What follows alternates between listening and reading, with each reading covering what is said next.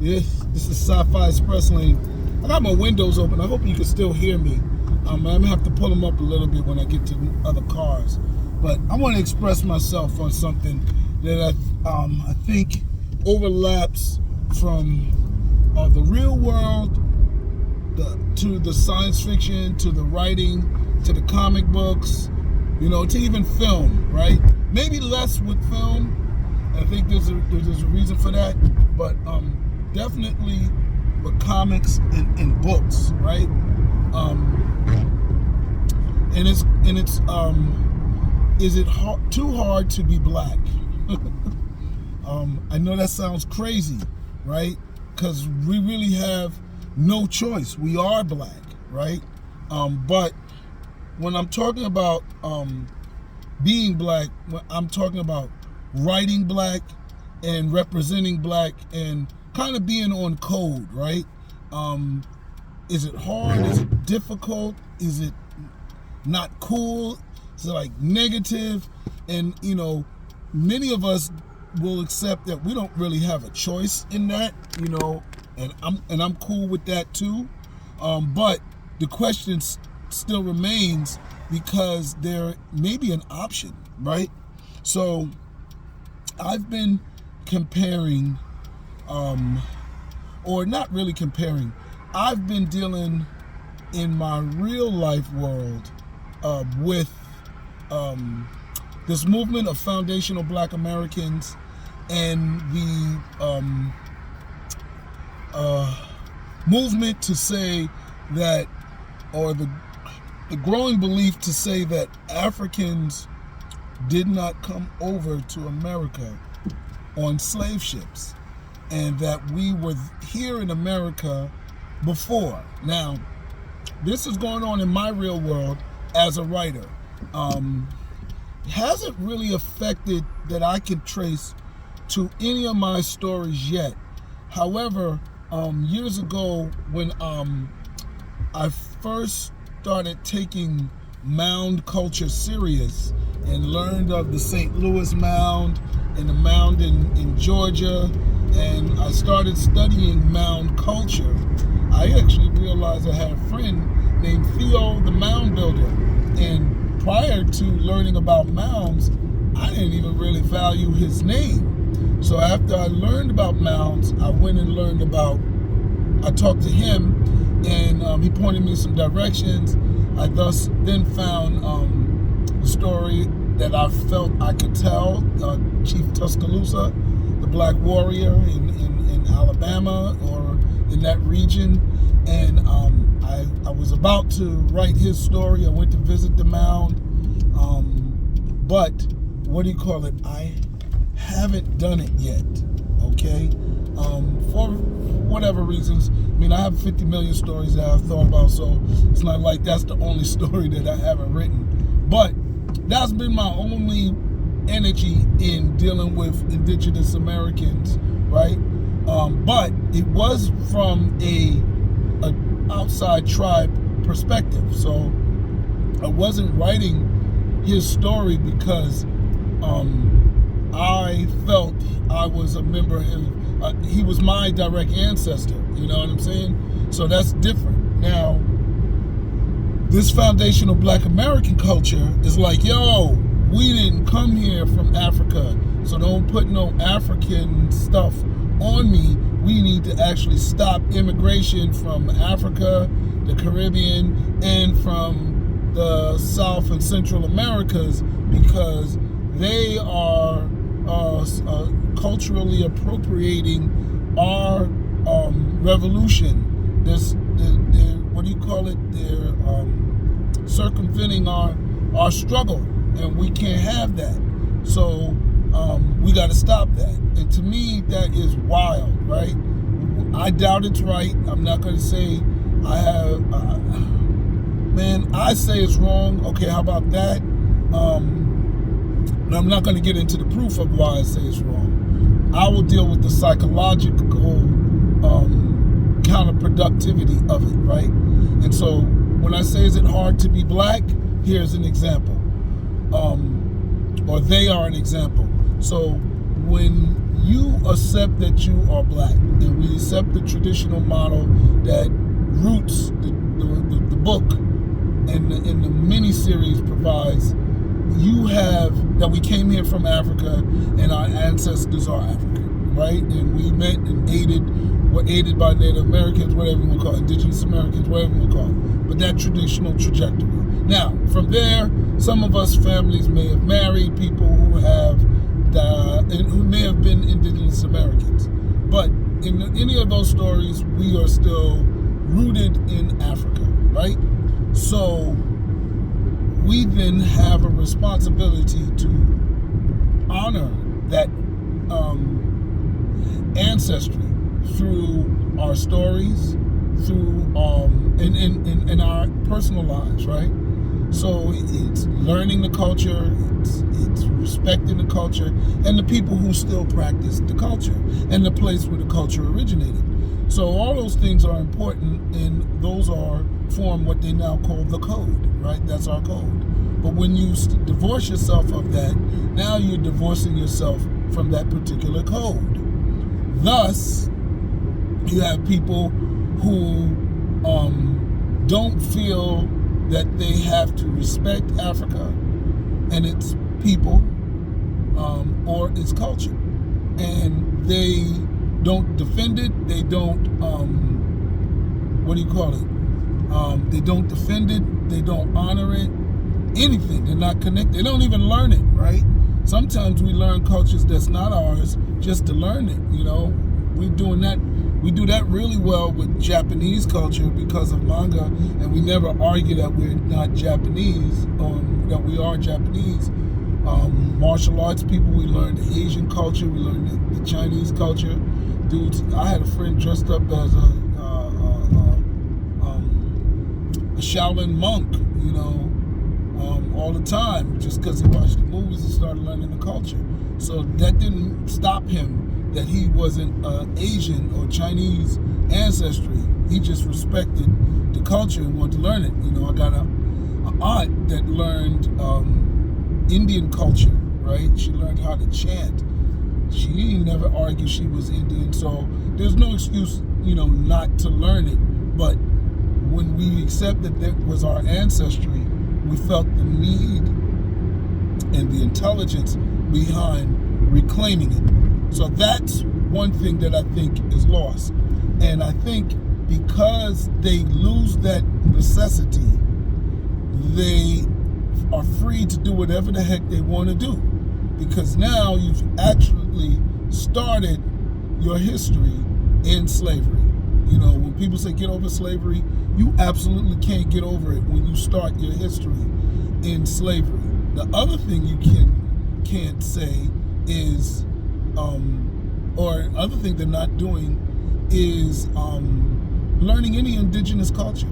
I mean, these indigenous cultures are not gone. There's maybe a handful of tribes that are so extinct that their culture is not available. But many of the indigenous cultures that are extinct, their cultures are so similar that you can learn their culture through another indigenous culture. And their religious spirituality is so similar that if you learn another one of the surviving indigenous cultures' spirituality, you can it's the same pretty much, So they're not running to do that. And so for me, that's a red flag, right? If you really was indigenous and you was proud of the indigenous ancestry, you would connect and reclaim your indigenous roots. But they're still running around here with, made up African names, African American names, which I don't have no problem with, because I love, the Rashids. Well, I don't know if that's a made up name, but the Terrences. I don't know if that's a made up name. All those different names. I don't know. Whatever name, African female, American females have a whole bunch of names, Shaquana, stuff like that. So I don't know if those parents even knew those names may have existed in other cultures and they named them that to connect them to it. So, and these people aren't taking new names. They're not doing anything to signify that they are learning another culture. So that's enough about that. how does that overlap to the black science fiction comic book world? Well, I think being black and representing black people in comic books and in novels was already a problem, regardless of this out, right? It was already a problem, and representing and having characters be black and connect to the black roots is a problem, okay? Because there's so much weighted baggage. Some people don't know how to do it and maintain friends with their white associates. Not only that, sometimes people feel that if they do stay on code, their code may be so harsh that they don't even think they will attract any white fans if they go as on code. They may want to kill, blow up Europe, you know what I'm saying? If they stay on their mental code or what they're thinking. So that makes it hard to figure out a way to stay on code and create. So you have a bunch of stories that don't deal with anything original or anything that's all original, anything based in our culture thinking. Many times you find black writers writing a black version of a white sci-fi what if answer.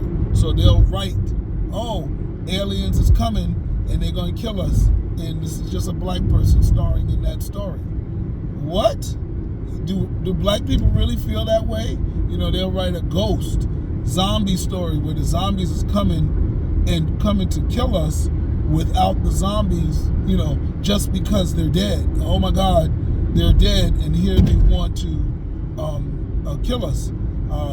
One of the things I made sure that I did was not demonize. When I was thinking of my story, Rashida the zombie killer, right? Because I got to drop.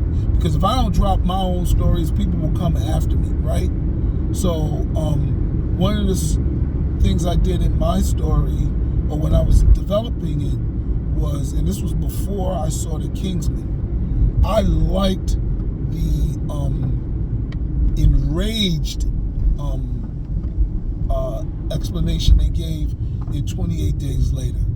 And while 28 Days Later was a monkey virus, or a virus that came into monkeys, spread through humans through a bite, I still liked it because it didn't demonize the dead in some mysterious way, like Dawn of the Dead, the George Romero mythology. I didn't like that because that was Lovecraftian. So I made mine more like the Kingsman, where in Rashida Zombie Killer, they're enraged, they're contaminated, corrupted people, and they go out as crazy people because of this corruption and cause violence, when in fact they are capable of being peaceful and human, and increase peace. Almost like in the movie Serenity. Serenity has those type of zombies, and also has them. The Crazies, the movie The Crazies. So we don't know what's in Quarantine, because that was good, but they didn't really show a mass outbreak. But The Crazies did. That was great. And so did 28 Days Later and the Reavers in Serenity. That's the trajectory. And mind you, at the time, I think I was just looking for a different cause for the zombies, but I allowed myself to think within my Africanness, right, which I call blackness, which I call being black, to come up with something that wasn't the same as what the Western writers were coming up with, which was Lovecraftian, because it would not have been consistent.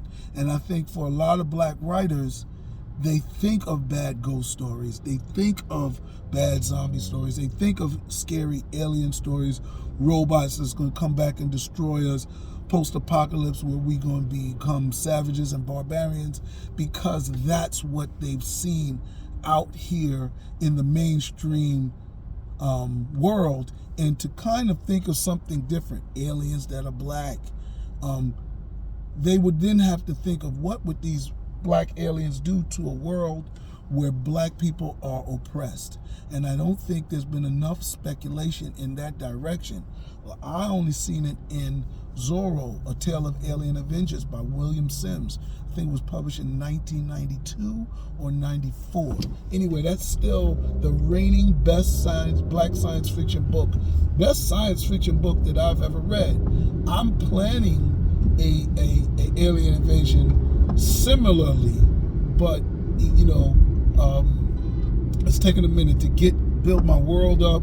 I'm going through Planet of Kibulan, I'm going through Cannabis Man, and then eventually I will get there. And this story may not be written until next year. But anyway, I just wanted to put that out there. I'm over time. I was enjoying this. I hope I brought it together. I'm a broad-based thinker, so my topics will go everywhere.